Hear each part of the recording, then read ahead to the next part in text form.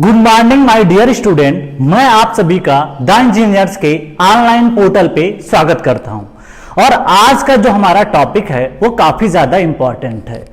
जो टॉपिक हमारा है, पिछले लेक्चर की अगर हम बात करें तो हमने जो पढ़ा था वहां पे ये पढ़ा था, इंट्रोडक्शन पढ़ा था, डिजाइन कंसिडरेशन पढ़ा था। डिजाइन कंसिडरेशन और जो आपका इंट्रोडक्शन था, दोनों टॉपिक्स पे हमने क्या पढ़ा था, न्यूमेरिकल्स किए थे। ठीक है, 30 न्यूमेरिकल के आसपास मैंने किया था और उसका अच्छे से एक्सप्लेनेशन भी मैंने दिया था। अगर आपको अभी भी कोई डाउट रहता है क्वेश्चन में तो प्लीज कमेंट बॉक्स में मेंशन करिए, या मैं अपना नंबर यहां पे दे दूंगा, आप व्हाट्सएप पे क्वेश्चन पूछ सकते हैं। इस तरीके से हम लोग उसको कर सकते हैं। अगला जो चैप्टर हमारा है, तीसरा चैप्टर है, दैट इज सिंपल कनेक्शन, जिसके अंदर हमें जो पढ़ना है वो क्या पढ़ना है, रिविटेड, बोल्टेड, पिन्ड कनेक्शन पढ़ना है। ठीक है, पिन ज्वाइंट पढ़ना होता है, उसके बारे में हमको डील करना है। ठीक है, अब ये टॉपिक इतना ज्यादा इंपॉर्टेंट हो जाता है, चाहे वो सिविल इंजीनियर्स हों और चाहे वो मैकेनिकल इंजीनियर्स हों, दोनों ब्रांच के स्टूडेंट्स इसको पढ़ते हैं। अगर हम बात करें मैकेनिकल इंजीनियर की तो वो लोग भी कनेक्शन को पढ़ते हैं, जैसे रिविट कनेक्शन क्या होता है, उसके अलावा वेल्डेड कनेक्शन क्या होता है, उसके बारे में मैकेनिकल भी पढ़ते हैं और सिविल इंजीनियर के जो स्टूडेंट्स रहते हैं वो भी इसको पढ़ते हैं। इसका मतलब ये हुआ कि connection is the very important part. Mechanical वाले स्टूडेंट्स जो रहते हैं वो उसको बॉयलर में पढ़ते हैं, बॉयलर में जहां पे बॉयलर मशीन्स होती हैं वहां पे काम करते हैं। और जो सिविल इंजीनियर्स होते हैं उनके लिए connection is very important part for the structure. मतलब स्ट्रक्चर के लिए जो कनेक्शन होता है वो काफी ज्यादा इंपॉर्टेंट पार्ट हो जाता है। अब बात करते हैं कनेक्शन इतना इंपॉर्टेंट क्यों होता है, क्यों हम इसको पढ़ते हैं, कनेक्शन की जरूरत क्यों पड़ी। बेसिक फंडा समझते हैं। अब आप ही देखो, सपोज आपको कोई बिल्डिंग बनानी है या कोई ब्रिज बनाना है। अगर सपोज आपको ब्रिज बनाना है तो आप देखते हो, सपोज ट्रस ब्रिज हमको बनाना है, तो ट्रस ब्रिज बनाते समय हमको बहुत सारे मेंबर्स की जरूरत पड़ती है। ठीक है, अब मेंबर्स की जरूरत पड़ती है।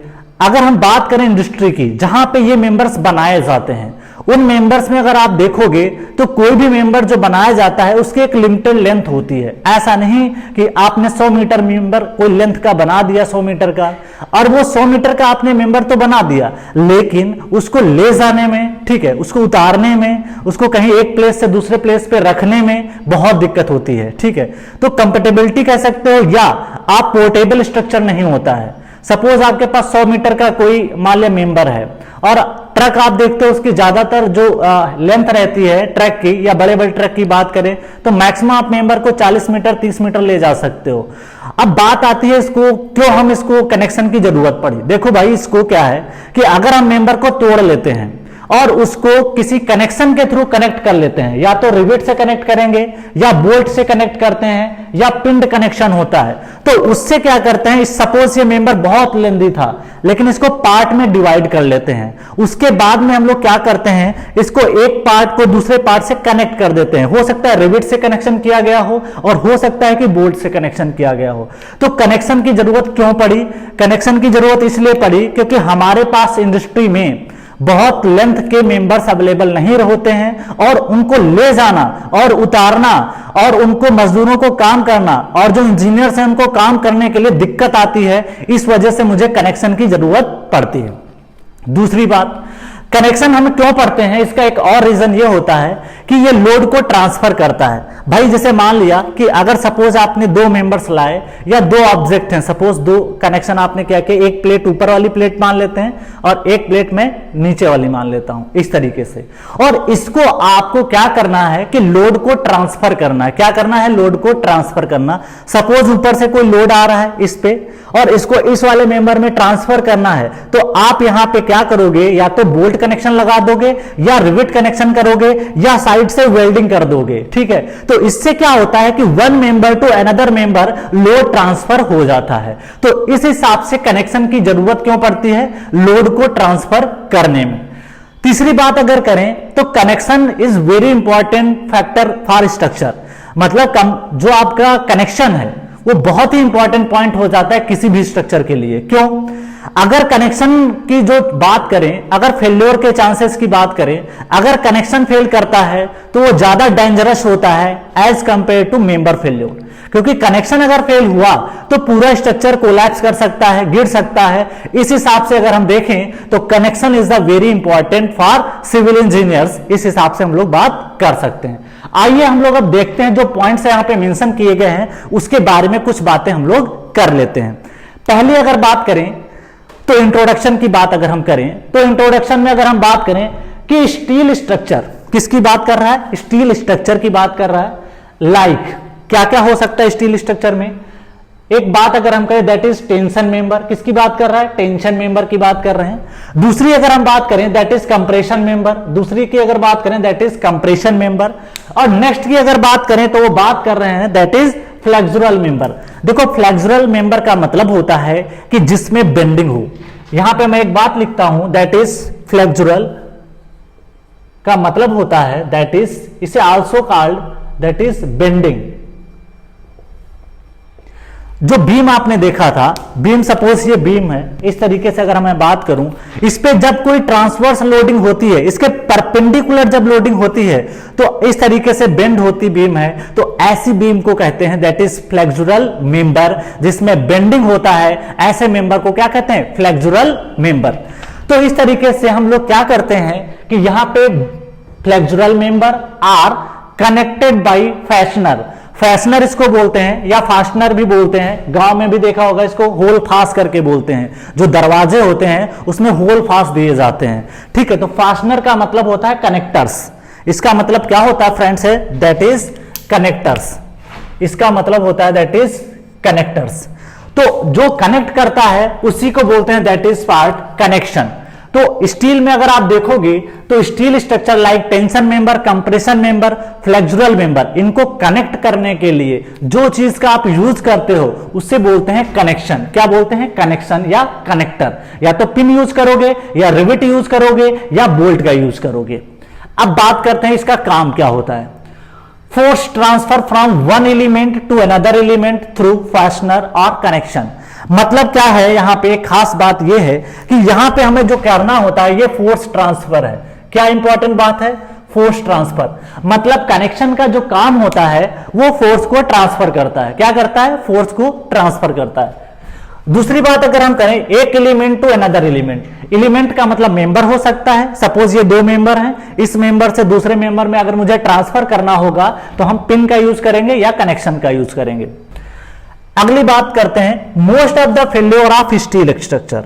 अब बात करते हैं जैसे this is the steel structure in past. Past का मतलब अगर बात करें पुराने समय की बात करें, प्रीवियस हिस्ट्री की बात करें, सपोज आपने बिल्डिंग बना लिया लेकिन पुराने जो सिविल इंजीनियर्स ने पुराने स्ट्रक्चर का एनालिसिस किया, सपोज कोई ब्रिज 60 साल पुराना है, 70 साल पुराना है, और आप उसको जब चेक करते हो और पता करके बताते हो कि ये भैया ये ब्रिज अब पब्लिक के लिए सेफ नहीं है, उसको एनालिसिस किया जाता है, उसको पता किया जाता है कि ये ब्रिज अब चल सकता है या नहीं चल सकता है। तो वहां पे क्या करते, गवर्नमेंट जो होती है वो रिस्ट्रिक्शन लगा देती है, कहती है कि ये पब्लिक के लिए अब चल नहीं सकता, पब्लिक इस पे चलना अलाउ नहीं होगा, क्योंकि ये अगर आप इस पे लोड लगाते हो ज्यादा तो ये फेल कर सकता है। इसलिए वहां पे क्या करते हैं, उसको स्टॉप मतलब उसको रोक देते पब्लिक को, ताकि इस ब्रिज पे ना जाए, क्योंकि इसकी अब लाइफ खत्म हो चुकी है। इस वजह से क्या होता है, कई पुराने ब्रिज हैं जिन पे आजकल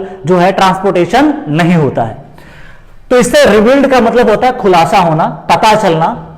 that connection are the weakest, बहुत खास बात है यहां पे, ये खास बात है, वीकेस्ट कनेक्शन जो होता है वो वीकेस्ट पार्ट होता है लिंक इन अ स्ट्रक्चर। मतलब जो कनेक्शन होता है ये बहुत ही वीक पॉइंट होता है। सपोज अगर मैं बात करूं, बहुत छोटी सी बात अगर करूं, सपोज आप साइकिल की चेन देखते हो, जब साइकिल की चेन देखते हो अगर उसका एक छोटा सा भी पार्ट लिंक टूट जाता है तो पूरी चेन फेल हो जाती है, बेकार हो जाती है, ठीक है। इसका मतलब क्या हुआ कि एक भी पार्ट अगर आप कनेक्शन का देखोगे, वहां पे भी अगर आप चेन को देखते हो तो हर एक लिंक बना होता है चेन में। अगर एक लिंक टूट जाता है तो पूरी चेन क्या हो जाती है, टूट जाती है, मतलब वो लोड नहीं ले सकती है। तो connection is the very important for, या कह सकते हो connection are the weakest point होता है। क्या होता है, वीकेस्ट। ज्यादातर जो फेल्योर होते हैं वो कहां कहां पे होते हैं, कनेक्शन पे होते हैं। अगर हमारा बॉडी का कोई भी पार्ट टूटता है, यहां से कनेक्शन फेल होता है, यहां से कनेक्शन फेल हो जाता है, कई बार यहां से भी पैर टूट जाता है, तो कनेक्शन पे खतरा ज्यादा रहता है क्योंकि वहां पे ज्वाइंट होता है, एक साथ मिलन होता है, इस वजह से चांसेस फेल्योर के ज्यादा होते हैं। नेक्स्ट अगर बात करें, due to various geometric complexities. Complexities का मतलब होता है, यहां पे ध्यान दीजिएगा, due to various geometrical complexities. इसका मतलब होता है, कॉम्प्लेक्सिटीज का मतलब होता है कि स्ट्रक्चर जो है कॉम्प्लेक्स है। कॉम्प्लेक्स का मतलब जटिल होता है। क्या होता है, जटिल। इसको मैं बात करता हूं, कॉम्प्लेक्स का मतलब होता है जटिल, ठीक है। Lack of fit, lack of fit का मतलब क्या होता है कि जो आपने स्ट्रक्चर बनाया या कनेक्शन बनाया उसकी फिटिंग सही नहीं है। हो सकता है उसके बीच में होल के बीच में गैप आपने रख दिया तो उसकी फिटिंग अच्छी नहीं होगी, तो लैक ऑफ फिट होता है। रेजिडुअल स्ट्रेसेस, रेजिडुअल स्ट्रेस का मतलब यह होता है कि अगर सपोज किसी एक पॉइंट पे जब लोड काम करता है और वहां पे सारी स्ट्रेस का कंसंट्रेशन हो जाता है, बहुत सारी स्ट्रेसेस जो होती हैं वो कंसंट्रेट कर जाती हैं, तो ऐसे पॉइंट को या ऐसे स्ट्रेसेस को रेजिडुअल स्ट्रेसेस कहते हैं जो बनी रहती हैं। Making it difficult to assess and analyze the joint. ये सारी चीजें जो हैं ज्वाइंट को एनालिसिस करने में कठिनाई आपको लाती हैं। मतलब अगर आपका स्ट्रक्चर कॉम्प्लेक्स है, ज्वाइंट कॉम्प्लेक्स है, या लैक ऑफ फिट की है, या रेजिडुअल स्ट्रेसेस हैं, तो उसमें क्या होता है कि सिविल इंजीनियर्स के लिए या कोई भी इंजीनियर्स है उसको एनालिसिस करना थोड़ा सा क्या होता है, टफ होता है। क्योंकि भैया जब चीजें कॉम्प्लेक्स होंगी तो उसको आप सिंपली सॉल्व नहीं कर पाओगे। तो इस तरीके से कॉम्प्लेक्सिटी का मतलब ये होता है। नेक्स्ट अगर बात करें, for simplify the analysis design number of assumptions that can be assume. मतलब यहां पे क्या करते हैं, बहुत सारी एजम्पशंस को क्या करना पड़ता है, हमको मानना पड़ता है। क्यों? क्योंकि यहां पे बहुत सारे जो आप रूल रेगुलेशंस हैं आप देखोगे वो फॉलो नहीं होते हैं। तो एनालिसिस करने के लिए बहुत सारी एजम्पशंस होती हैं, उसको हम डील करेंगे कहां पे, जब हम पढ़ेंगे कनेक्शन फेल्योर, जब रिविट जॉइंट पढ़ेंगे क्लियरली कि इसका फेल्योर कैसे होता है, इसकी स्ट्रेंथ क्या होती है, तब हम लोग वहां पे देखेंगे कि इसकी एजम्पशंस क्या ली जाती हैं। क्योंकि ये पॉइंट बहुत ज्यादा इंपॉर्टेंट है फॉर सेमेस्टर स्टूडेंट्स और आपके कंपटीशन दोनों में ये क्वेश्चन पूछे जाते हैं कि बताइए रिविट कनेक्शन में या बोल्ट कनेक्शन में आपने कौन कौन सी एजम्पशंस को लिया है, तो उस हिसाब से हम लोग देखते हैं। आइए अब हम लोग आगे बढ़ते हैं। इसमें हम नेक्स्ट बात अगर करें तो हमारा जो है वो ज्वाइंट और कनेक्शन कितने टाइप का हो सकता है उसके बारे में हम लोग यहाँ पे एनालिसिस करते हैं कि हम लोग डिप्लोमा स्तर पे क्या पढ़ते हैं और जो बीटेक के स्टूडेंट्स हैं वो क्या पढ़ते हैं, दोनों के बारे में हम लोग यहाँ पे एनालिसिस करेंगे। क्योंकि देखिए यहाँ पे जो सिलेबस है थोड़ा सा डिफरेंट है बीटेक स्टूडेंट्स के लिए, और जो आपके स्टूडेंट्स हैं क्या कहते हैं डिप्लोमा होल्डर्स, उनका थोड़ा सा सिलेबस अलग है यहाँ पे। लेकिन हम दोनों को यहाँ पे डील करेंगे ताकि किसी को भी दिक्कत ना आए। और ये वीडियो एक बात और मैं बताऊंगा अभी यहाँ पे कि कैसे इसको डील करना आपको है। और एक स्टूडेंट बात कि आपको यहाँ पे नोट्स प्रॉपर बनाने हैं। जब तक आप नोट्स नहीं बनाओगे, वीडियो 5 मिनट देख लोगे उसके बाद छोड़ दोगे, चलते चलते देख लिया, ऐसे नहीं होने वाला है।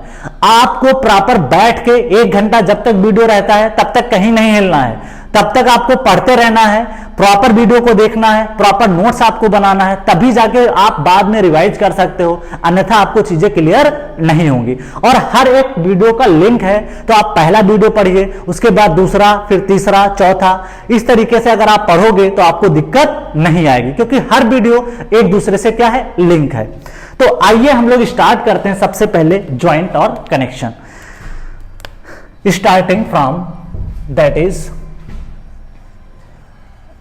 ज्वाइंट और कनेक्शन। ज्वाइंट और कनेक्शन, अब देखो ज्वाइंट क्या होता है इसके बारे में थोड़ा सा हम लोग समझ लेते हैं। यहां पे अगर ज्वाइंट की बात करें, कनेक्शन की बात करें, तो एक मेंबर को दूसरे मेंबर से कनेक्ट करते हैं, तो इसी चीज को क्या कहते हैं, that is called connection. Connection की अगर बात करें, to connect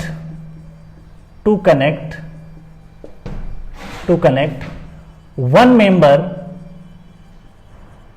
member to another member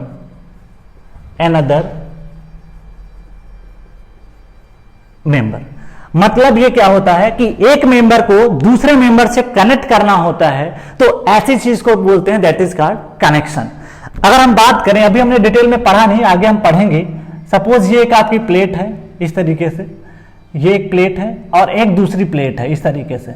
अभी मैं कोई ज्वाइंट की बात नहीं कर रहा हूं कि ये बट वेल्ड है कि लैप ज्वाइंट है, क्या है, मैं एक जनरल बात कर रहा हूं कि मेंबर को कैसे कनेक्ट कराना है। तो सपोज आपने क्या किया, यहां पे बोल्ट भी लगा सकते हैं और रिविट भी लगा सकते हैं, ठीक है। तो इस तरीके से सपोज ये मैंने रिविट लगाया, तो रिविट के पास में ये हेड पोर्शन होता है, अभी डील करूंगा। तो ऐसे अगर आप देखोगे, सपोज इस पे एक टेंसाइल लोड P लगा रखा है और इस पे एक लोड लगा रखा है P। ये लैप जॉइंट की मैं बात कर रहा हूं, लेकिन मैं अभी डिस्कस नहीं कर रहा हूं जॉइंट के बारे में, अभी डिस्क्राइब करेंगे उसके बारे में हम लोग, ठीक है। तो ये अब क्या हुआ कि इसको आपने कनेक्ट करा दिया, इससे क्या हुआ, दैट इज कॉल्ड कनेक्शन आपका बन गया, और ये ट्रांसफर करता है load from one member to another member. दूसरी बात करें, यहां पे दो तरीके के ज्वाइंट्स होते हैं, कनेक्शंस होते हैं। पहले की अगर हम बात करें तो पहला ये हो जाता है that is permanent joint, permanent joint, और दूसरा होता है टेम्परेरी ज्वाइंट। ज्वाइंट बोलो या कनेक्शन बोलो, बात एक ही है। देखो, कनेक्शन एक पार्ट होता है, ज्वाइंट का मतलब बहुत सारे मेंबर वहां पे आकर के मीट करते हैं, बहुत सारे मेंबर्स क्या करते हैं, मिलते हैं। तो ज्वाइंट की अगर बात करें तो एक बड़ी बात की बात, मतलब ज्वाइंट जो है वो बड़ा पार्ट है और जो कनेक्शन है वो छोटा पार्ट रहता है, ठीक है। अब देखो, परमानेंट को बोलते हैं दैट इज स्थायी, स्थायी जोड़, और इसको बोलते हैं अस्थायी जोड़, अस्थायी जोड़, ठीक है। स्थायी और अस्थायी, ऐसा क्यों बोलते हैं उसके बारे में थोड़ा सा हम लोग देखते हैं। अब देखो, परमानेंट ज्वाइंट का मतलब यह होता है कि एक बार बन गया उसके बाद उसको डिसमेंटल करना या हटाना बहुत ही मुश्किल होता है। तो इसको अगर हम बात करें, परमानेंट ज्वाइंट की अगर बात करें, तो इसमें यह हो सकता है, परमानेंट ज्वाइंट में कौन कौन से आते हैं उसके बारे में देखते हैं, या इसकी थोड़ी सी बात कर लेते हैं। Dismantle, dismantle is very difficult, is very difficult, dismantle is very difficult, dismantle is very easy. Dismantle का मतलब होता है उसको तोड़ना, हटाना, ये बात होती है, ठीक है। तो डिसमेंटल इज वेरी डिफिकल्ट। अगर इस ज्वाइंट की बात करें तो जो परमानेंट ज्वाइंट्स होते हैं उसको डिसमेंटल करना थोड़ा सा कठिन होता नहीं, बहुत कठिन होता है। आप हटाओगे तो वो ज्वाइंट बिल्कुल बेकार हो जाएगा, कोई काम का नहीं रहेगा। लेकिन अगर टेम्परेरी ज्वाइंट की बात करें तो इसको डिसमेंटल करना या वहां से कनेक्शन को निकालना, फिर से आप उसको रीयूज कर सकते हो। इसको क्या कर सकते हो, कनेक्शन को, ज्वाइंट को, ज्वाइंट इज रीयूज, ये क्या कर सकते हो, reuse. Joint is not reuse, इसको आप रीयूज नहीं कर सकते। क्यों? सपोज आपने वेल्डिंग किया, अब मैं बात करने जा रहा हूं कि प्रॉपर की कौन सा ज्वाइंट परमानेंट ज्वाइंट होता है और कौन सा ज्वाइंट टेम्परेरी ज्वाइंट होता है। अगर मैं बात करूं यहां पे, तो इसमें दो तरीके से क्लासिफिकेशन हो सकता है परमानेंट में। एक तो यह हो सकता है दैट इज, पहला अगर बात करूं तो यहां पे आपका रिविटेड कनेक्शन, रिविटेड कनेक्शन। दूसरा अगर मैं बात करूं वेल्डेड कनेक्शन, वेल्डेड कनेक्शन। किसकी बात कर रहा हूं? वेल्डेड कनेक्शन की। अब देखो भैया, यहां पे हम बात कर रहे हैं, अगला आता है टेम्परेरी ज्वाइंट। तो इसमें टेम्परेरी ज्वाइंट की अगर मैं बात करूं तो टेम्परेरी ज्वाइंट में दो तरीके का ज्वाइंट हो सकता है। पहला अगर मैं बात करूं that is bolted connection, bolted connection. और यहां पे अगर मैं बात करूं पिन्ड कनेक्शन, पिन कनेक्शन, ठीक है। अब बात करते हैं यहां पे पिन्ड कनेक्शन टेम्परेरी ज्वाइंट इसके बारे में देखा। अब एक खास बात ये, मैं यहां पे अगर बात करूं तो परमानेंट जो ज्वाइंट रहता है, ये अगर आप देखोगे तो ये वाला जो टॉपिक है वो डिप्लोमा स्टूडेंट्स उसको क्या कर सकते हैं, सिलेबस में रहता है। और जो टेम्परेरी रहता है ये डिप्लोमा के सिलेबस में नहीं है, डिप्लोमा के सिलेबस में नहीं है, लेकिन कंपटीशन में इसका क्वेश्चंस आ जाता है।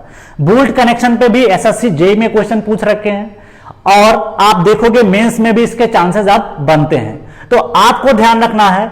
और एक बात और बता दूं कि जो हम पढ़ते हैं डिप्लोमा के हिसाब से, अगर परमानेंट ज्वाइंट की बात करें जिसमें हम रिविट कनेक्शन और जो वेल्ड कनेक्शन पढ़ते हैं और जो बोल्ट कनेक्शन होता है, इसमें ज्यादा डिफरेंस नहीं होता है। जो कोडल प्रोविजंस हैं वो लगभग सेम रहते हैं, बस जहां पे चेंज होता है उसके स्ट्रेंथ के कैलकुलेशन में थोड़े बहुत चेंज आते हैं। लेकिन उसको आप देखोगे कि अगर आपको रिविट कनेक्शन क्लियर है तो बोल्ट कनेक्शन पढ़ने में कोई दिक्कत नहीं आएगी, एकदम आसान है, उसकी डिजाइन और भी ज्यादा आसान होती है। तो मुझे क्या करना है, ये अगर मैं बात करूं बोल्टेड कनेक्शन की, तो ये जो बीटेक के स्टूडेंट्स रहते हैं, बीटेक स्टूडेंट्स, उनके लिए ज्यादा इंपॉर्टेंट हो जाता है। हां, अगर एक मोटे तौर पे बात करूं तो बीटेक स्टूडेंट्स रिविट और वेल्डेड कनेक्शन के साथ साथ बोल्टेड कनेक्शन को भी पढ़ते हैं। लेकिन अगर डिप्लोमा की बात करें, कॉलेज गोइंग स्टूडेंट्स की बात करें, तो वो ज्यादातर जो केस में उनके पूछा जाता है वो परमानेंट ज्वाइंट के बारे में बात करते हैं। तो अब हम जो देखते हैं कि क्या इसमें हम पढ़ते हैं, सबसे पहला जो मेरा टॉपिक है वो रिविटेड कनेक्शन है, तो हम उस पर अब डिस्कशन करते हैं। तो इस तरीके से हम लोग इसको पढ़ सकते हैं। तो नेक्स्ट की अगर हम बात करें तो नेक्स्ट टॉपिक हमारा है क्या होता है रिविट, क्या होता है रिविटेड कनेक्शन, रिविटिंग का प्रोसेस क्या होता है, उसके बारे में थोड़ा सा हम लोग देख लेते हैं। तो अगला जो टॉपिक है वो हमारा क्या है, रिविट, उसके बारे में हम लोग देखते हैं। रिविटेड कनेक्शन, तो अगला टॉपिक हमारा है that is riveted connection. Topic क्या है, रिविटेड कनेक्शन, ठीक है। when a member or element connected by rivet is called riveted connection। क्या बोलोगे इसको, रिविटेड कनेक्शन, रिविटेड कनेक्शन। अब फ्रेंड्स हम बात करते हैं यहाँ पे रिविटेड कनेक्शन के बाद what is mean by rivet, rivet का मतलब क्या होता है, क्या उसमें होता है, कैसा उसका शेप रहता है, उसके बारे में थोड़ा सा हम लोग बात करते हैं। तो अगर हम बात करें दैट इज रिविट, इसके बारे में थोड़ा सा हम लोग पढ़ते हैं। Rivet is made up of, rivet is made up of, अगर रिविट की बात करें, मेड अप ऑफ राउंड, ये कैसा रहता है, राउंड रहता है, steel, ductile steel, ductile material, round ductile material, ये कैसा रहता है, rivet is made up of round ductile material with one part is head, another part is shank, another part is shank। कैसा रहता है, सैंक रहता है। अब कुछ रिविट देखने में कैसा लगता है, खास बात एक यहां पे ये है, ज्यादातर जो रिविट बनाए जाते हैं वो डक्टाइल मटेरियल की बात करें, डक्टाइल मतलब माइल्ड स्टील, किसकी बात कर लें, माइल्ड स्टील की। माइल्ड स्टील के क्यों बनाए जाते हैं ज्यादातर, इसका कारण यह था क्योंकि जो माइल्ड स्टील होता है उसका जो फेल्योर होता है वो सडन नहीं होता है, उसमें प्रॉपर इल्डिंग होती है बिफोर द फ्रैक्चर, या फेल होने के पहले बहुत ज्यादा इल्डिंग होती है, वो आपको बता देगा फेल होने के पहले कि ये स्ट्रक्चर आपका कोलैप्स होने वाला है। तो उसमें क्या होता है, पहले से इंफॉर्मेशन पता चल जाती है फेल्योर के, इस वजह से क्या करते हैं, डक्टाइल मटेरियल का यहां पे यूज करते हैं। अब देखो इसका शेप की अगर बात करें तो वन पार्ट इज हेड होता है। अब देखो यहां पे शेप मैं बना रहा हूं, शेप के बारे में अगर हम बात करें तो इस तरीके से इसका प्रॉपर शेप होता है। दैट पार्ट अगर देखोगे इस तरीके से कुछ शेप बनाते हैं इसको, इस तरीके से इसका शेप रहता है, ठीक है। इस पार्ट को अगर बात करें तो इसको हेड बोलते हैं, क्या बोलते हैं, हेड बोलते हैं। और इस वाले पार्ट को बोलते हैं शैंक, क्या बोलते हैं, शैंक। ऊपर वाले पार्ट को क्या बोलते हैं, हेड बोलते हैं, और नीचे वाले पार्ट को क्या बोलते हैं, शैंक बोलते हैं। अब देखो यहां पे क्या हो रहा है कि इसको कुछ क्लासिफिकेशन के अकॉर्डिंग इसको कैसे हम पहचानते हैं कि ये शैंक होगा, कैसे इसको हेड बोलते हैं, वो इंपॉर्टेंट है। तो यहां पे खास बात आती है, that is nominal diameter, nominal dia. Shank dia is also called nominal dia, nominal dia। बहुत इंपॉर्टेंट है फ्रेंड, छोटे छोटे पॉइंट्स जरूर है। नॉमिनल डायमीटर का मतलब होता है कि जो शैंक का डायमीटर होता है, जो ये डायमीटर होगा इसका, ये वाला जो आप डायमीटर देख रहे हो, ऐसे डायमीटर को कहते हैं दैट इज नॉमिनल डायमीटर। अब फ्रेंड्स बात करते हैं कि इसका स्पेसिफिकेशन हम कैसे करते हैं, उसके बारे में थोड़ा सा देख लेते हैं। स्पेसिफिकेशन,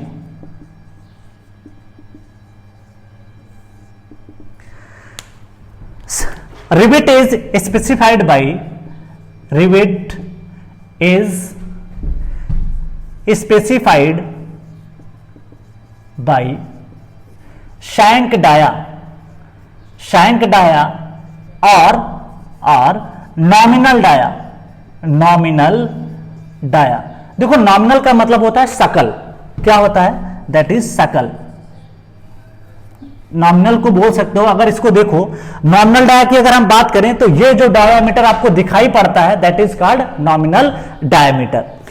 अब देखो क्या स्पेसिफिकेशन का मतलब ये होता है कि सपोज आप एक इंजीनियर हो और आपको चाहिए कि भैया इस डायामीटर का आपको रिवेट चाहिए, तो अगर आप वर्कर से बोलते हो कि भैया इस डायमीटर का आप रिवेट लेके आ जाइए, तो इसका मतलब यह होता है कि जो इंजीनियर्स ने वर्कर्स को बोला कि भैया इस डायमीटर को आपको चाहिए जो रिवेट है, इसका मतलब उसने जो मेंशन किया था वो शैंक के डाया को बताया कि अगर सपोज वर्कर से कहा जाइए 20 mm डाया का एक रिवेट लेके आइए, इसका मतलब क्या हो गया कि उसने ये बताया कि जो डाया ऑफ शैंक था उसको बोलते हैं दैट इज रिवेट का स्पेसिफिकेशन। उससे स्पेसिफाइड इसको करते हैं ताकि आपको शैंक का डायमीटर, या इससे क्या बोलते हैं, नॉमिनल डाया कहते हैं। अब देखो एक खास बात यहां पे ये हम लोग पढ़ते हैं कि इसके बेसिस के आधार पे किस प्रकार से हम लोग इसको पढ़ सकते हैं, उसको थोड़ा सा देखते हैं। देखो एक बात और यहां पे मैं बताना चाहता हूं कि जो पहले की बात करें, अर्लियर की बात करें, अर्लियर बहुत पहले, आज के 100 साल पहले की अगर बात करूं, अर्लियर की बात करूं, तो क्या होता था, पहले जो यूज होता था वो रिवेट प्लस वेल्डेड कनेक्शन। क्या यूज होता था, welded connection. Rivet plus welded connection. लेकिन प्रेजेंट टाइप का जो सिनारियो है उसमें अगर हम देखें, प्रेजेंट टाइम, प्रेजेंट टुडे की अगर बात करूं प्रेजेंट में, तो वहां पे बोल्ट कनेक्शन का यूज हो रहा है, बोल्ट प्लस वेल्डिंग। ठीक है, मतलब ये कि अगर हम यहां पे बात करें कि अगर ज्वाइंट की बात हम कर सकते हैं, तो यहां पे प्रेजेंट टाइम में अगर देखें तो सबसे ज्यादा जो यूज हो रहा है वो बोल्ट के साथ साथ में हम लोग वेल्डिंग करते हैं। लेकिन पुराने समय की बात करें, जो पुराने ब्रिजेज आप देखोगे, यमुना ब्रिज, गंगा ब्रिज, अगर आप इलाहाबाद का देखोगे, वहां पे क्या होता है कि ज्यादातर जो भी आप ट्रस के ब्रिजेस देखोगे वहां पे रिवेट का यूज किया गया है प्लस वेल्डिंग की गई है। तो इस तरीके से अगर क्वेश्चन आ जाता है कि अर्लियर कैसा यूज करते थे और प्रेजेंट टाइम में कैसा यूज करते हैं, तो उस हिसाब से आप इसका आंसर दे सकते हो। अब हम रिवेट का यहां पे क्लासिफिकेशन पढ़ते हैं कि किस बेसिस पे इसको क्लासिफाई कर सकते हैं, तो उसके बारे में हम लोग पढ़ते हैं। तो आइए हम लोग स्टार्ट करते हैं आगे का पार्ट, दैट इज नेक्स्ट है आपका, हम लोग पढ़ते हैं classification on the basis of, classification on the basis of, classification on the basis of 4 प्रकार से इसको डिवाइड कर सकते हैं, उसके बारे में हम लोग थोड़ा सा यहां पे पढ़ते हैं। तो क्लासिफिकेशन हम लोग पढ़ेंगे रिविट का, that is classification, classification of riveted joint. बहुत इंपॉर्टेंट है फ्रेंड्स, हम एक एक पॉइंट डिस्कस करेंगे ताकि कॉलेज गोइंग स्टूडेंट्स और जो कंपटीशन के स्टूडेंट्स हैं दोनों के लिए क्या हो जाए, आसान हो जाए। अगर आपने इसको सेमेस्टर के माध्यम से भी अच्छा पढ़ लोगे तो कंपटीशन में चीजें ऑटोमेटिक हो जाएंगी। हम यहाँ पे क्वेश्चन को डिस्कस करेंगे, कोडल प्रोविजंस को बहुत ही अच्छे से डिस्कस करेंगे ताकि आपके एसएससी का एग्जाम हो, चाहे वो गेट का हो और चाहे वो आईईएस का एग्जाम हो, सारे क्वेश्चन आप टैकल कर सको।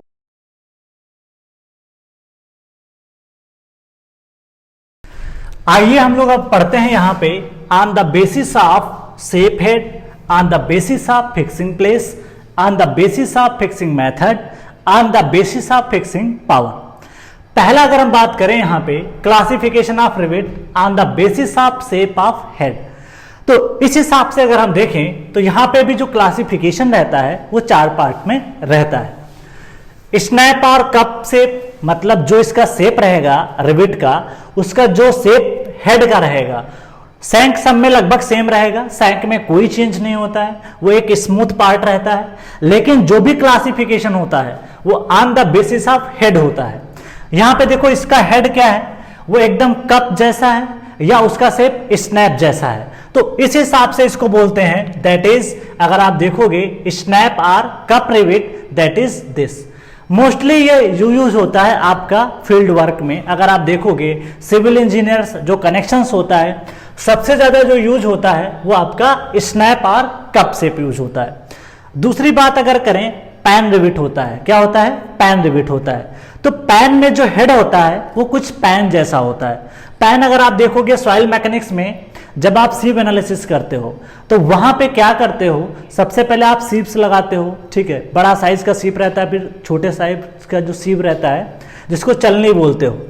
तो वहां पे अगर हम देखें तो वहां पे जो पार्ट का सबसे बॉटम मोस्ट पार्ट जो रहता है जिसमें सारी सॉइल आके के गिरती है उसे पैन बोलते हैं। तो उसका जो शेप रहता है वो किसी इस तरीके से रहता है।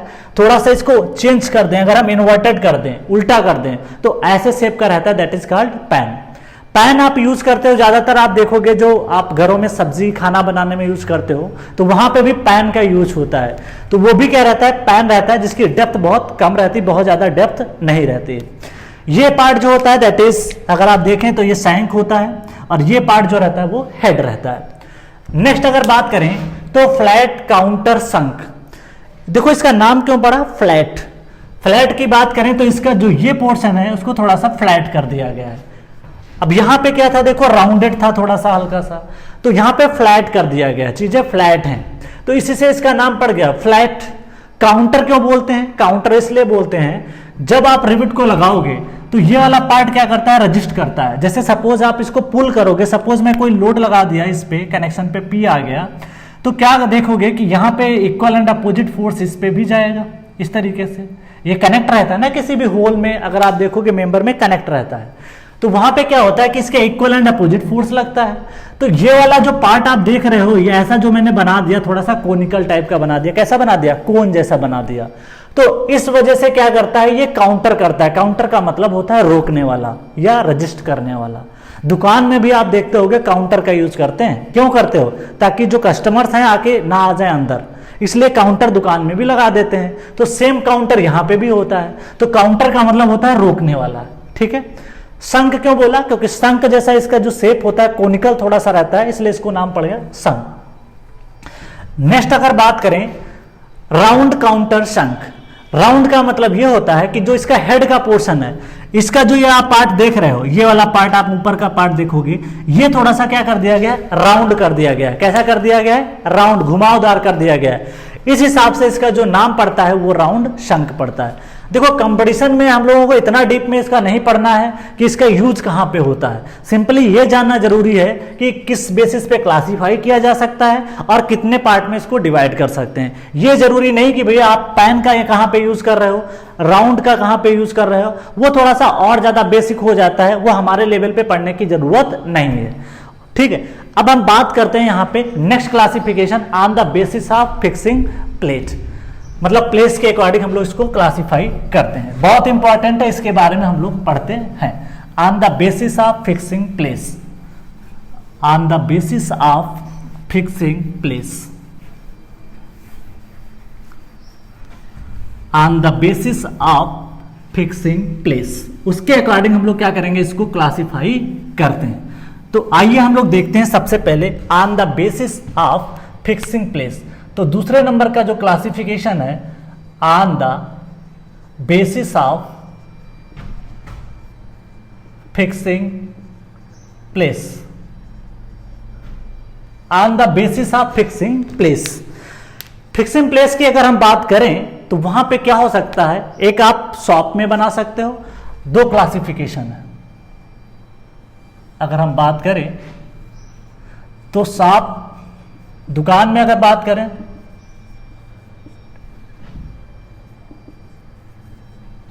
और एक हो सकता है फील्ड रिविटिंग, फील्ड, ठीक है। आपसे कहा गया सपोज देयर में भी चांस फील्ड पे वर्क हो रहा होता है, सपोज कोई ब्रिज फील्ड पे बनना है और फील्ड पे ब्रिज बनाते समय रिविट का जो कंस्ट्रक्शन है या रिविटिंग आप जो कर रहे हो वो वहीं पे कर रहे हो, ठीक है। आपने क्या किया, वहीं पे बोल्ट लेके आए, जो भी है रिविट लेके आए, वहीं पे रिविट का कनेक्शन आप बना रहे हो, वहीं पे उसको हैमरिंग कर रहे हो, या सारे प्रोसेस आप वहीं पे कर रहे हो फील्ड पे, तो ऐसे को बोलते हैं that is called field riveting. अगर आप सारे वही प्रोसेस, उसका हेड बनाना, उसका सैंक बनाना और भी चीजें हीट करना, सब कुछ करना, वो अगर आपने शॉप में किया है, ठीक है, वर्कशॉप में आपने किया है, तो ऐसे रिविट को बोलते हैं शॉप रिविटिंग। शॉप का मतलब यहाँ पे वर्कशॉप होता है, क्या होता है, दैट इज कॉल्ड वर्कशॉप। इसको जनरली जो बोलते हैं दैट इज वर्कशॉप। वर्कशॉप का मतलब इंडस्ट्री होता है। अब बात कर लेते हैं शॉप रिविट और फील्ड रिविट में इसकी स्ट्रेंथ पे क्या इंपैक्ट पड़ सकता है, उसके बारे में हम लोग थोड़ा सा बात करते हैं। बहुत इंपॉर्टेंट है। अगर हम रिविटिंग इज डन, इसको अगर डिफिनीशन के फॉर्म में देखें, if when riveting is done in the shop is called shop riveting. When riveting is done,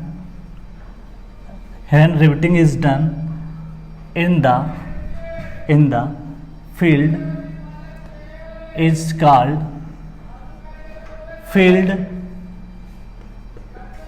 riveting. अगर आप रिविटिंग को फील्ड पे करते हो तो उसे बोलोगे फील्ड रिविटिंग, अगर आप बात करोगे शॉप रिविटिंग की तो उसे बोलते हैं शॉप रिविटिंग। अब बात आती है इसकी क्वालिटी पे कि कौन सा रिविट, शॉप रिविट अच्छा होता है कि फील्ड रिविट अच्छा होता है। अगर हम शॉप रिविट की बात करें, यहां पे अगर हम दूसरी बात करें, इन शॉप रिविटिंग, अगर शॉप रिविटिंग की बात करें, shop riveting various equipments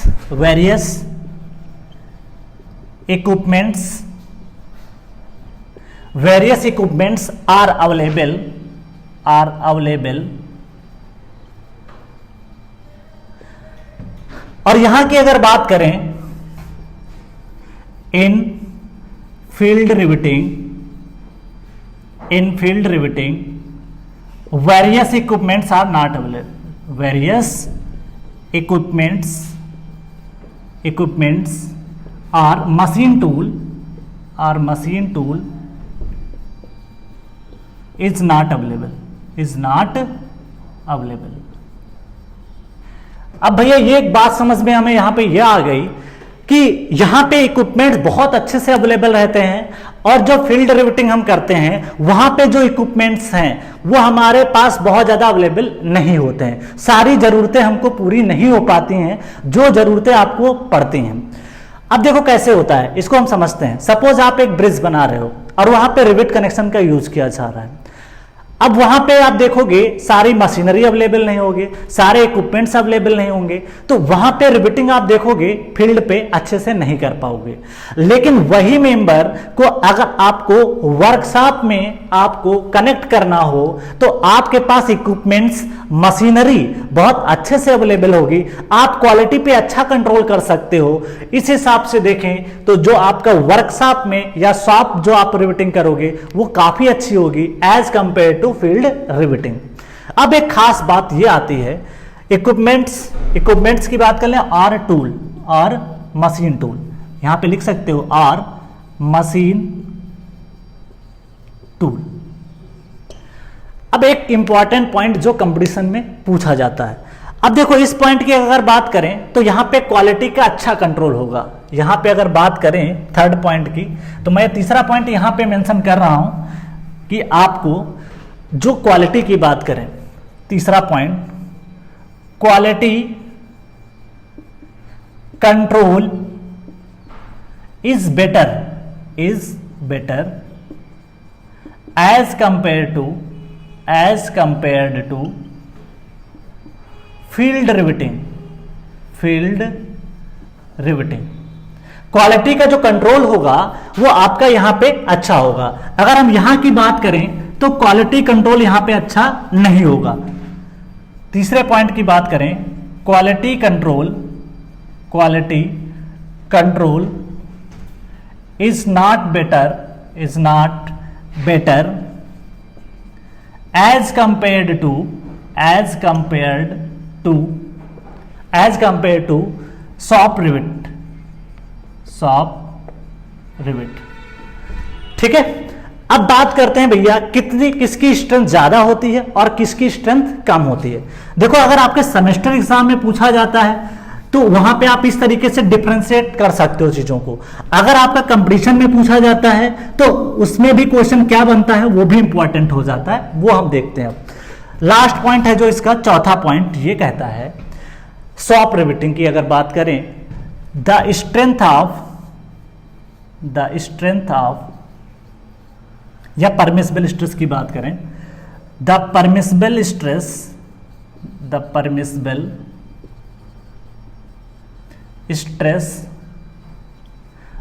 of shop rivet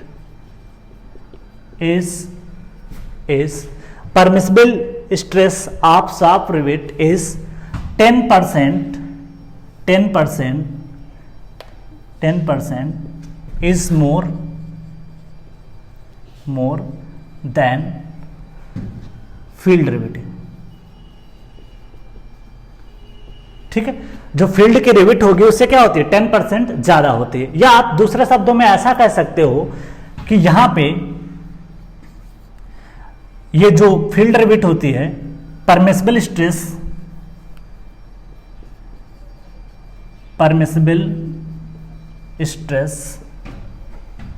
is reduced by 10%, permissible stress is reduced by 10% as compared to shop riveting. ये क्वेश्चन कंपटीशन में काफी ज्यादा इंपॉर्टेंट है। तो मतलब अगर ये हुआ कि अगर आपने फील्ड में सपोज आपकी स्ट्रेंथ देखते हो और जो आप शॉप रिवेट में देखते हो, सपोज शॉप में आपकी जो रिवेट की स्ट्रेंथ है वो 100 मेगा पास्कल है, लेकिन वही अगर आप फील्ड में जाओगे, क्या जाओगे, फील्ड में जाओगे, तो वहां पे देखोगे कि उसकी जो स्ट्रेंथ होगी वो कम हो जाएगी। कितनी कम हो जाएगी, 10% कम हो जाएगी। तो 10% अगर कम हो जाएगी तो उसको आप कह सकते हो कि उसकी कितनी रह जाएगी, 90 मेगा पास्कल रह जाएगी। तो ऐसे क्वेश्चन हो जाते हैं, दैट इज इंपॉर्टेंट। अब हम डिस्कशन करते हैं on the basis of fixing method. अगर ये सारे पॉइंट इस तरीके से आप देखोगे, मेंस में अगर पूछा जाता है तब भी आप लिख सकते हो कि क्या डिफरेंस रहता है। अगर आपके सेमेस्टर में पूछा जाता है तब भी आप लिख सकते हो।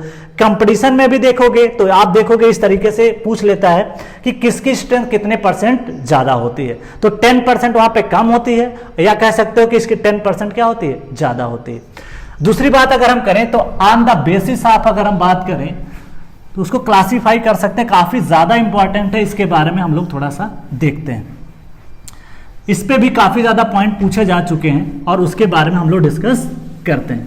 तो अगला जो पार्ट हमारा फ्रेंड्स है वो ये है कि हम यहां पे क्लासिफाई करेंगे on the basis of third point ये कहता है on the basis of fixing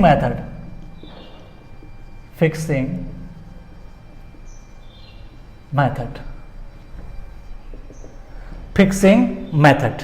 ठीक है, अब फिक्सिंग मेथड की अगर बात करें तो क्या हो सकता है, जैसे यहां पे दो तरीके से कर सकते हो। फिक्सिंग मेथड का मतलब यहां पे ये होता है कि आप हॉट स्टेट में इसको बना सकते हो या कोल्ड स्टेट में। तो यहां पे टू टाइप से डिवाइड कर सकते हो, टू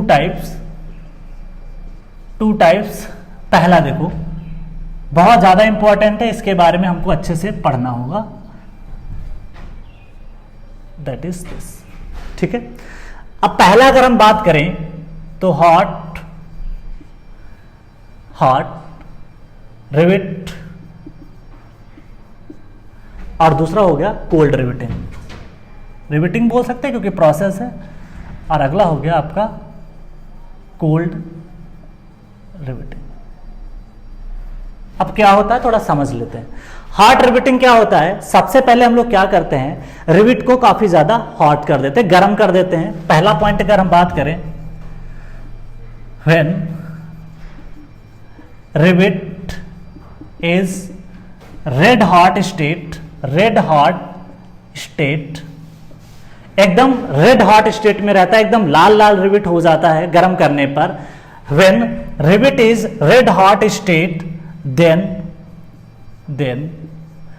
fill in the, क्या करते हैं हम लोग हैं कि जो भी हमारा मेंबर रहता है जिसको कनेक्ट कराना होता है, when rivet is red hot state then fill in the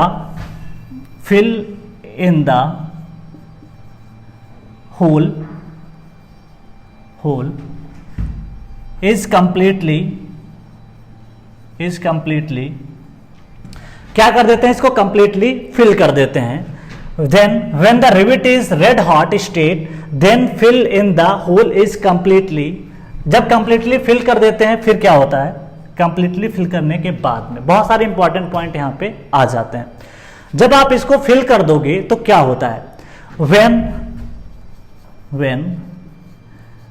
rivet is hot state, जब रिवेट जो होता है वो हॉट स्टेट में रहता है तो क्या होता है, रिवेट को अगर हॉट स्टेट में रखते हैं then length and diameter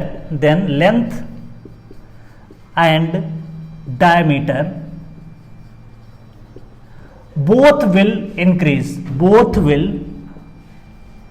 increase. क्या होता है, जब आप इसको सपोज कोई आपके पास रिवेट है, जब आप इसको हीट करोगे तो थर्मल एक्सपेंशन के कारण क्या होता है कि इसकी लेंथ में भी बढ़ोतरी हो जाती है और इसका जो लैटरल डायमेंशन होता है डायमीटर वो भी क्या हो जाता है, बढ़ जाता है। तो इसका मतलब ये हो गया, when rivet is hot state then length and diameter both will be increases and fill the hole completely. क्या करते हैं, कंप्लीटली क्या कर देते हैं, इसको बना लेते हैं कंप्लीटली। होल को उसने क्या कर दिया, कंप्लीटली फिल कर दिया। क्यों, अब देखो इसको समझते हैं बहुत ही बेसिक लेवल पे, कैसे आपको क्लियर हो जाएगा। अभी बेसिक चल रहा है लेकिन अगर आप इन चीजों को समझ जाते हो तो आपको बहुत ही अच्छी क्लियरिटी आएगी रिवेट कनेक्शन में। ये आपके पास रिवेट है,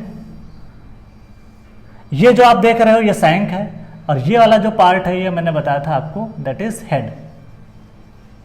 जब आप टेम्परेचर इंक्रीज करोगे delta T increases, delta T आपने क्या कर दिया, बढ़ा दिया।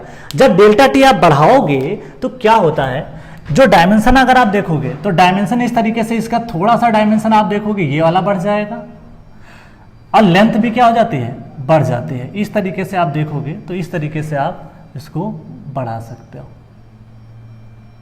ठीक है, अब क्या हुआ भाई, अगर आपको कहीं पे कनेक्शन बनाना था, सपोज अगर मैं बात करूं इस तरीके से, अभी मैं कोई ज्वाइंट पढ़ा ही नहीं रहा हूं, सीधे समझा रहा हूं चीजें कैसे हो सकती हैं।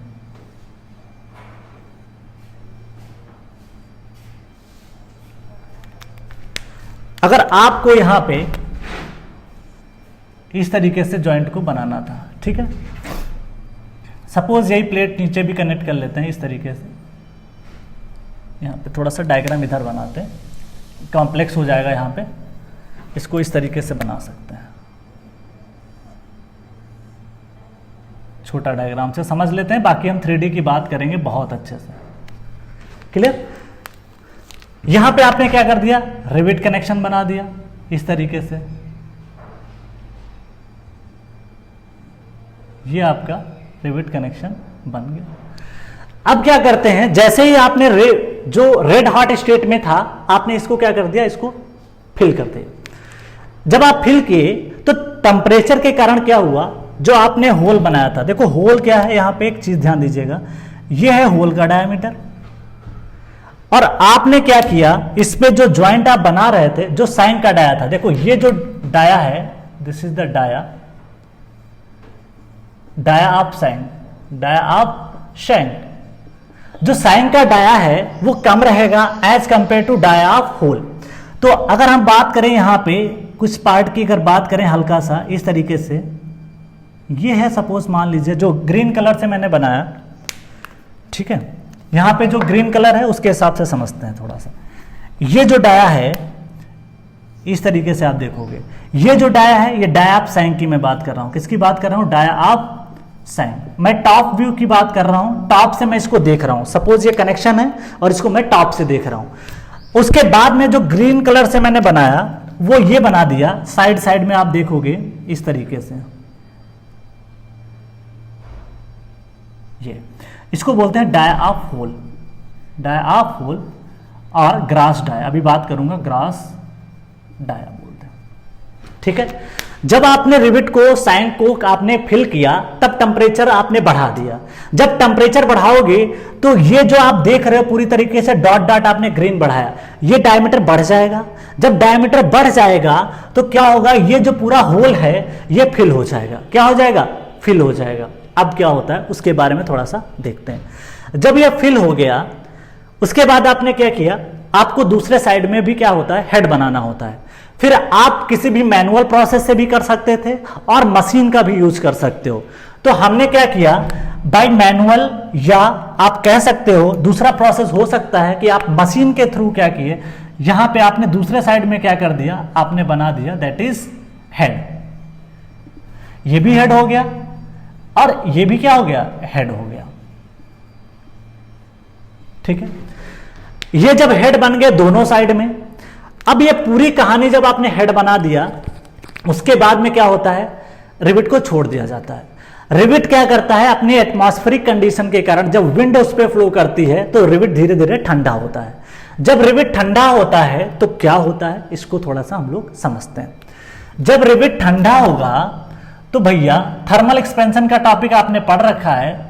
अकॉर्डिंग टू सोम की अगर मैं बात करूं, basic funda of the Som, suppose दो सपोर्ट हैं इस तरीके से, अगर आप देखोगे ये एक सपोर्ट है और एक ये सपोर्ट, एक तरीके के फिक्स की तरह आप काम करेंगे। ये भी एक तरीके का फिक्स जॉइंट की तरह काम करेगा और ये भी एक तरीके का फिक्स पॉइंट की तरह काम करेगा। जब भैया ये फिक्स पॉइंट की तरह काम करेंगे तो अगर आप टेम्परेचर बढ़ाते हो, क्या करते हो, टेम्परेचर इंक्रीज करते हो। लेकिन क्या होता है, थर्मल एक्सपेंशन होने की कोशिश तो करता है, लेकिन इस पे फिक्स सपोर्ट की वजह से क्या होता है, कंप्रेसिव स्ट्रेसेस डेवलप हो जाते हैं। क्या हो जाते हैं, कंप्रेसिव स्ट्रेसेस डेवलप हो जाते हैं। दैट इज सिग्मा, मान लेते हैं सिग्मा कंप्रेसिव। तो टेम्परेचर बढ़ाने से क्या हो रहा है, कंप्रेसिव स्ट्रेसेस डेवलप हो जा रहे हैं। कंप्रेसिव स्ट्रेस, अब कंप्रेसिव स्ट्रेस जब डेवलप होती है तो क्या होता है, यहां पे समझ लेते हैं। जब कंप्रेसिव स्ट्रेसेस डेवलप होती हैं तो इससे क्या होता है कि इस पे अगर आप देखोगे तो कंप्रेसिव फोर्स आना शुरू हो जाता है। इस तरीके से अगर आप देखोगे तो यहां से भी कंप्रेसिव फोर्स आएगा और यहां से भी क्या आता है, कंप्रेसिव फोर्स आता है। जब कंप्रेसिव फोर्स आएगा तो क्या होता है, यहां पे जो प्लेटें आप देखोगे, रिविट क्या करता है, कंप्रेस होता है। जब रिविट कंप्रेस होता है तो प्लेटें भी क्या होती हैं, कंप्रेस होती हैं। यहां पे अगर आप देखोगे तो इस तरीके से आप देखोगे इस तरीके से यहाँ पे कंप्रेशन आता है। प्लेट जब कंप्रेस होती है, आफ्टर अगर हम बात करें, यहां पे मैं पॉइंट को मेंशन कर रहा हूं, कोल्ड की बात अभी नहीं कर रहे हैं, पहले मैं बात कर रहा हूं हॉट की। यहां पे तीसरे पॉइंट, आफ्टर कूलिंग, या ऐसा कर सकते हो, देखो इसमें प्रोसेस में क्या कर सकते हो, तीसरे पॉइंट की अगर हम बात करें तो ये भी लिख सकते हैं कि दूसरे साइड में हमें हेड बनाना होता है तो हम उसको मशीनरी पार्ट से भी कर सकते हैं, तो उसको मैं नहीं लिखता हूं, ये तो आपको अंडरस्टूड है। आप ये समझिए कि यहां पे जो अगला पॉइंट है, after cooling, after cooling, cooling जब कूल करते हो then compressive stresses is develop, then compressive stresses will develop and will develop।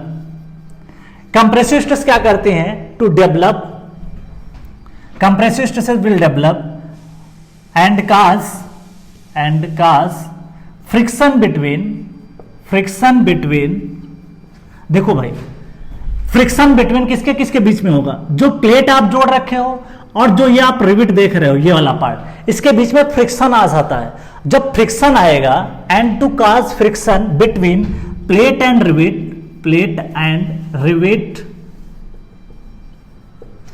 Resulting in clamping action, resulting in clamping action. किसकी बात हो गई, क्लैंपिंग एक्शन की। अब फ्रेंड्स यहां पे देखिए क्या बात किया हूं, क्लैंपिंग, ये बहुत इंपॉर्टेंट टर्म है। क्लैंपिंग का मतलब होता है जकड़ना, किसी चीज को दबा देना, एक का प्रेशर दूसरे के ऊपर जब पड़ता है तो उसे क्या बोलते हैं, क्लैंपिंग एक्शन। जैसे ये जब कंप्रेसिव स्ट्रेसेस थी तो क्या हुआ कि ये वाली प्लेट एक दूसरे को दबाने की कोशिश करते हैं, ठीक है, तो ऐसी चीज को क्या कहते हैं, क्लैंपिंग एक्शन। ये बहुत इंपॉर्टेंट है, एग्जाम में क्वेश्चन यही बन जाएगा, बताइए कि हॉट रिवेटिंग में क्लैंपिंग एक्शन होता है कि कोल्ड रिवेटिंग में होता है, तो किस में होता है, हॉट रिवेटिंग में। Basic funda of the so कि when the temperature is increases in case of fix beam then compressive stress will be develop. तो सेम बेसिक फंडा आप यहां पे जोड़ सकते हो। अब एक खास बात और हॉट रिवेटिंग की ये हो जाती है कि अगर आप देखोगे इससे क्या होता है, जब आपने इसको कूल किया, कूल करने से क्या हुआ कि जिसको जो डायमीटर था, कूलिंग करने पे क्या हुआ, उसकी लेंथ भी क्या हो जाती है, आफ्टर कूलिंग। अगर आफ्टर कूलिंग देखोगे, after cooling length and dia will decrease. जब लेंथ एंड डाया डिक्रीज हो जाता है तो क्या होगा, जो डायमीटर अगर आप देखोगे यहां पे जो पार्ट है, जो पूरा होल फिल हो चुका था पहले, वो आप देखोगे डायमीटर कम हो जाएगा। जब डायमीटर कम हो जाएगा तो इसके बीच में आप देखोगे ये जो पार्ट आपको दिखाई पड़ रहा है, ये वाला पार्ट गैपिंग, इसको बोलते हैं क्लियरेंस। क्या बोलते हैं, क्लियरेंस, ठीक है। तो after cooling length and diameter will decrease cause clearance. ये इंपॉर्टेंट टर्म है, दैट इज क्लियरेंस क्या होता है, क्लैंपिंग क्या हो सकता है, ये आप जान गए कि क्लैंपिंग फोर्स होता है, और जो क्लियरेंस होता है जो बोल्ट और होल के बीच के साइड का जो वैल्यू होता है। सपोज अगर हम बात करें इस तरीके से, अगर आप देखोगे ये सपोज आपका होल का डाया है और ये जो है आप देखोगे, ये जो पार्ट मैं बात कर रहा हूं, सपोज ये रिविट है, तो इसके बीच का जो गैपिंग रह जाता है आफ्टर कूलिंग, इसे क्या बोलते हैं, क्लियरेंस बोलते हैं। क्या बोलते हैं, क्लियरेंस। अब बात आती है फ्रेंड्स कि स्ट्रेंथ की बात करें कि किसकी स्ट्रेंथ ज्यादा होती है, कोल्ड की ज्यादा होती है या आपकी हॉट रिवेट की होती है। तो पहले तो ये डिसाइड कर लेते हैं, हम बात करेंगे कोल्ड रिवेटिंग की। कोल्ड रिवेटिंग में कैसे करते हैं उसको थोड़ा सा पॉइंट हम लोग देख लेते हैं, इस तरीके से हम लोग इसको देखते हैं। तो अगला जो पॉइंट है वो कोल्ड रिवेटिंग का है, उसके बारे में हम लोग डिस्कस करते हैं। तो अगला डिस्कशन है वो हमारा ये है, हम कोल्ड रिवेटिंग की बात करते हैं। कोल्ड रिवेटिंग इंपॉर्टेंट है, ये भी एग्जाम में पूछा हुआ है, चाहे वो गेट का एग्जाम हो, चाहे वो आईएएस हो, चाहे वो एसएससी चाहिए हो। खास बात यह है इसकी cold riveting is done at room temperature किस पे करते हैं? रूम टेम्परेचर पे, जो भी 25 से 27 डिग्री रहता है. Is done at room temperature with the help of hydraulic press और machine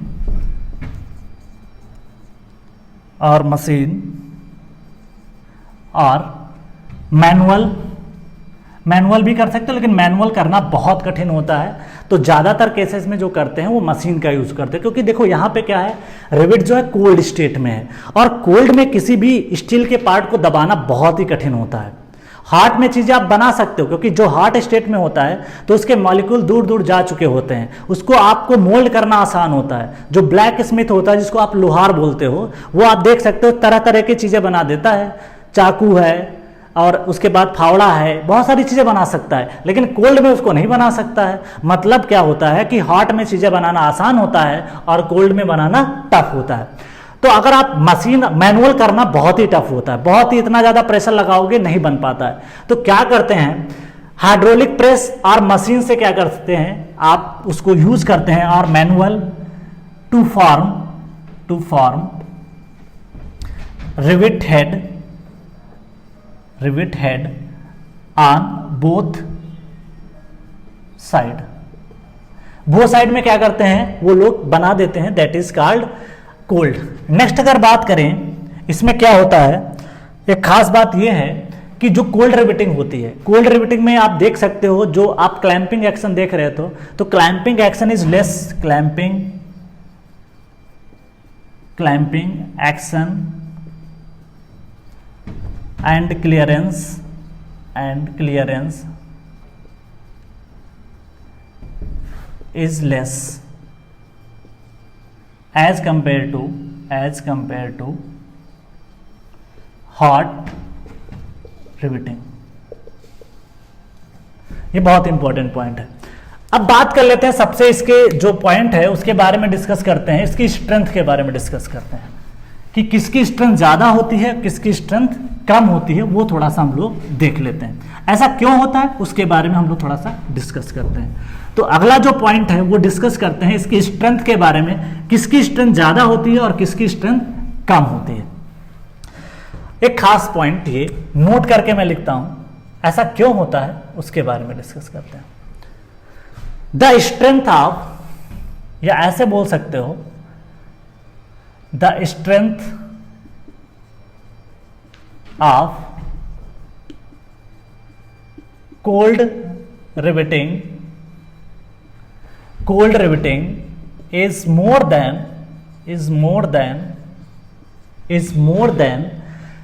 the strength of cold riveting is more than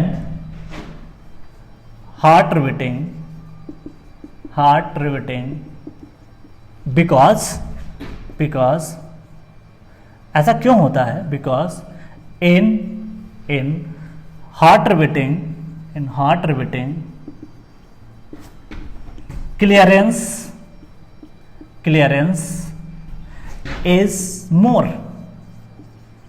जो क्लियरेंस मैंने बताया था, सपोज जो ज्वाइंट था, मैंने जो बात किया था, जैसे सपोज अगर मैं बात करूं, जैसे ये एक ज्वाइंट मान लेते हैं कि ये एक तरीके का, सपोज ये आपका होल है, क्या है, होल है.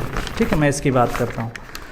तो अगर आप इसकी बात करते हो, जैसे इस तरीके से हम देखें, अगर सपोज ये एक तरीके का जॉइंट है, ठीक है, इस तरीके से आपने बना लिया, इस तरीके से सपोज एक होल है, ठीक है, इस तरीके से, ठीक है. अब आपने इसमें सपोज रिवेट को लगाया, तो इसके पास में जितना होल का जो डाया था वो जितना मान ले ज्यादा था, अगर रिवेट इसमें कंप्लीटली फिल हो जाता है तो स्ट्रेंथ बहुत अच्छी रहती है. लेकिन अगर आप देखोगे कि इसमें जो आप ये जो रिवेट रहता है इसमें क्लियरेंस ज्यादा है, इस तरीके से हिल डुल सकता है, तो उसकी स्ट्रेंथ क्या हो जाती है, कम हो जाती है. तो हॉट रिवेट की स्ट्रेंथ कम होती है एज कंपेयर टू अगर बात करोगे कोल्ड रिवेटिंग. अब हम अगला डिस्कशन करते हैं, नेक्स्ट की बात करते हैं कि अगला स्ट्रेंथ क्या हो सकता है. तो ऑन द बेसिस ऑफ, हम पढ़ते हैं नेक्स्ट जो टॉपिक था, पावर ऑफ फिक्सिंग। तो ये एग्जाम में पूछा है हार्ड रिवेटिंग के बारे में कि स्ट्रेंथ किसकी ज्यादा होती है, तो दैट इज वेरी इंपॉर्टेंट। तो इस तरीके से अगला जो टॉपिक है लास्ट इसका, on the basis of fixing. किसकी बात कर रहे हैं? On the basis of fixing. तो फिक्सिंग के अकॉर्डिंग हम लोग बात करेंगे, that is on the basis of fixing.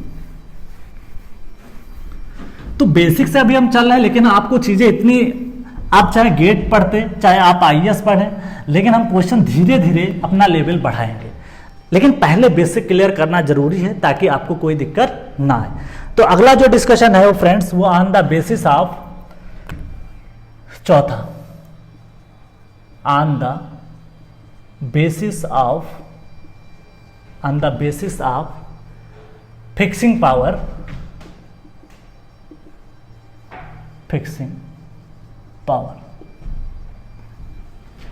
Fixing power में दो तरीके से क्लासिफिकेशन है। पहला अगर हम बात करें तो पहला अगर आता है that is power driven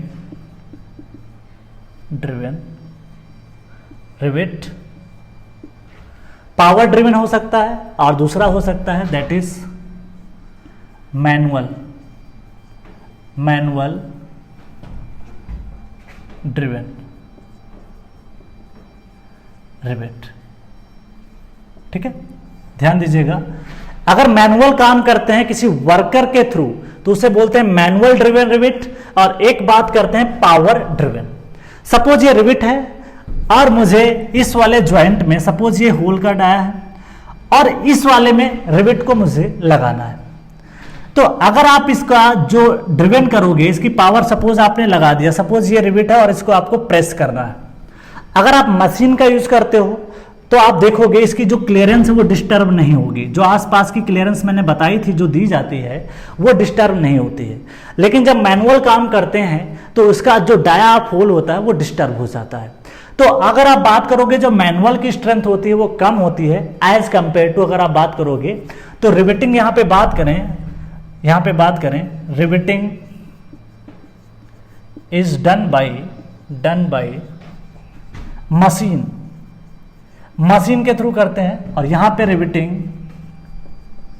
is done by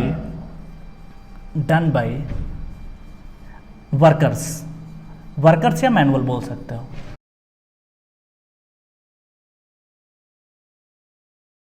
चलिए, स्ट्रेंथ आप अगर हम बात करें तो एक बात हम ये कर सकते हैं कि सबसे पहले हमने पढ़ा कि जो मैनुअल करते हैं या इसको बोलते हैं हैंड ड्रिवन रिवेट, या अगर हम बात करें यहां पे हमने देखा था पावर ड्रिवन रिवेट होता है। अब यहां पे स्ट्रेंथ की बात अगर हम करें तो किसमें ज्यादा होता है और किसमें कम होता है। The permissible stress in hand driven rivet is reduced by 20%। मतलब जो आप हैंड से अगर आप करते हो, हैंड ड्रिवन अगर आप करते हो, हैंड ड्रिवन बोलते हैं या इसको मैनुअल बोलते हैं। क्या बोलते हैं? मैनुअल बोलते हैं। अगर आप उससे करते हो तो उसकी जो स्ट्रेंथ रहती है वो 20% रेड्यूस्ड हो जाती है एज कंपेयर्ड टू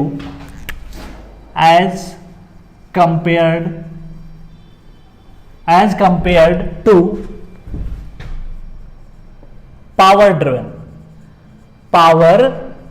ड्रिवन। ठीक है, और इसको क्या बोल सकते हैं दूसरे शब्दों की अगर बात करें तो permissible stress in hand driven rivet is equal to 80% of power driven rivet. मतलब पावर ड्रिवन जो रहेगा रिवेट ऑफ स्ट्रेंथ।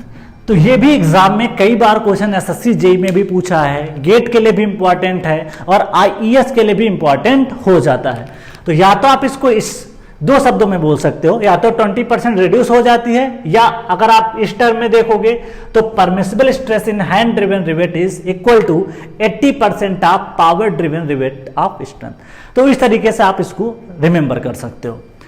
अब बात करते हैं कि परमिसिबल स्ट्रेस क्या रहती है और हर केस में इसकी परमिसिबल स्ट्रेसेस क्या हो सकती हैं। तो परमिसिबल स्ट्रेस ऑफ रिवेट अगर हम बात करें तो पहला है पावर ड्रिवन सॉफ्ट रिवेट। यहां पे अंडरलाइन करिए, दैट इज अगर हम बात करें इसकी बात कर रहे हैं, सॉफ्ट की बात कर रहे हैं। तो पावर ड्रिवन जब हम सॉफ्ट रिवेट की बात करते हैं, ध्यान दीजिएगा यहां पे पावर ड्रिवन शॉप रिवेट की बात करते हैं तो उस केस में मान लेते हैं कि जो परमिसिबल स्ट्रेसेस रहती हैं वो 100 के आसपास रहती हैं, 100 न्यूटन पर mm square. Permissible tensile stress की बात करें तो वो भी लगभग 100 के आसपास होती है। और जो बियरिंग स्ट्रेस हमने पढ़ा था, क्या पढ़ा था, दैट इज 0.7 इंटू Fy से हमने करके पढ़ते थे पहले, बियरिंग स्ट्रेस की बात करें, ठीक है। लेकिन यहां पे अगर हम देखें वर्किंग स्ट्रेस के हिसाब से बात करें तो 100, उसके बाद 100 टेंसाइल और उसके बाद बियरिंग की बात करें तो वो 300 रहती है। अब हम यहां पे बात करते हैं कि अगर हैंड ड्रिवन रिवेट है या मैनुअल डिस्को बात करते हैं तो इस केस में स्ट्रेस क्या होती है, रिड्यूस हो जाती है। क्या हो जाती है, स्ट्रेस रिड्यूस। रिड्यूस कितना होता है, 20%, या बोल सकते हो कि 80% ऑफ पावर ड्रिवन। तो अगर आप ये 100 है, इसका अगर आप 20% घटा दीजिए तो 80 के आसपास आ जाएगी, या 80% आप पावर ड्रिवन की बात कर लो तो 80% जब इसका निकालोगे 100 का तो कितना आएगा, 80 आएगा। यहां पे भी अगर बात करें तो वो भी कितना आएगा, 80 के आसपास आएगा। अगर आप इसका निकालोगे 80% लगभग तो आएगा 240 के आसपास। लेकिन 240 ना लिख करके कोडल जो प्रोविजन दिया है उसने 250 दिया है, ठीक है। 240 के बजाय कितना दे दिया, 250। तो इसको याद रखना है कि ये 240 नहीं, कितना रहता है, 250 रहता है। तो ये थोड़ा सा इंपॉर्टेंट हो जाता है, आप ध्यान रखिएगा, that is the very important, 250। Last की अगर बात करें तो ये फील्ड में रिविट कर रहे हैं। कहां पे कर रहे हैं, फील्ड रिविटिंग कर रहे हैं। देखो फील्ड पे अगर आप रिविटिंग करते हो तो अगर आप देखोगे जो परमिसिबल स्ट्रेसेस होती हैं वो कितना रिड्यूस हुई थी, 10% रिड्यूस होती हैं। तो 100 का अगर आप 10% रिड्यूस करोगे, या ये कह सकते हो कि 100 का अगर हम 90% निकालें तो कितना हो जाएगा, 90 हो जाएगा। कितना हो जाएगा, 90। तो इस हिसाब से देखोगे जब फील्ड में हम काम करते हैं तो वहां पे मैंने बताया था सारी जरूरतें पूरी नहीं हो पाती हैं, सारी मशीनरी, सारे टूल्स नहीं अवेलेबल होते हैं। इस तरीके से अगर आप क्वालिटी को कंट्रोल नहीं कर पाओगे तो परमिसिबल स्ट्रेस क्या होती है, 10% क्या हो जाते हैं, रिड्यूस हो जाती है। जब वो रिड्यूस होगी तो कितनी बचती है, 10% अगर आपने रिड्यूस कर दिया तो कितना बचता है, 90%। उसके बाद अगर आप देखोगे परमिसिबल टेंसाइल स्ट्रेस, वो भी अगर 100 थी, 10% रिड्यूस करोगे तो कितना बचेगा, 90%। लास्ट वन की बात करें परमिसिबल बियरिंग स्ट्रेस की अगर हम बात करें तो परमिसिबल बियरिंग स्ट्रेस में हमने क्या देखा कि अगर इसको अगर आप देखोगे 10% रिड्यूस करोगे तो बचेगा 90%। अगर 90% स्ट्रेंथ अगर हम फील्ड रिविट में बात करें तो अगर हम इसको मल्टीप्लाई करें 300.9 से मल्टीप्लाई करें तो 9 त्रिक 27, मतलब यहां पे 270 आएगा। तो इस तरीके से गेट में एसएससी जेईई में ऐसे क्वेश्चन पूछा है कि कितने परसेंट रिविट में रिड्यूस करते हैं, तो ध्यान रखना है। फील्ड की बात करें और शॉप की बात करें तो 10%, पावर ड्रिवन की बात करें और हैंड ड्रिवन की बात करें तो 20% की बात होती है, ठीक है। तो इस तरीके से आप डेटा को रिमेंबर कर सकते हो। तो इस तरीके से हमने क्या पढ़ा, आज बेसिक था, इसके बाद हम लोग इसके बारे में जो बेसिक स्पेसिफिकेशन होता है उसके बारे में पढ़ेंगे। पिच क्या होती है, गेज डिस्टेंस क्या होती है, बेसिक फंडा जरूर रहेगा लेकिन बहुत अच्छे से उसको पढ़ेंगे। उसके कोडल प्रोविजन पढ़ेंगे, उसके बाद हम लोग स्ट्रेंथ के एनालिसिस करेंगे, फेल्योर एनालिसिस करेंगे और अच्छे से उसको सॉल्व करेंगे, क्वेश्चंस को भी करेंगे। तो आज के लिए फ्रेंड्स इतना ही। Thank you all of you.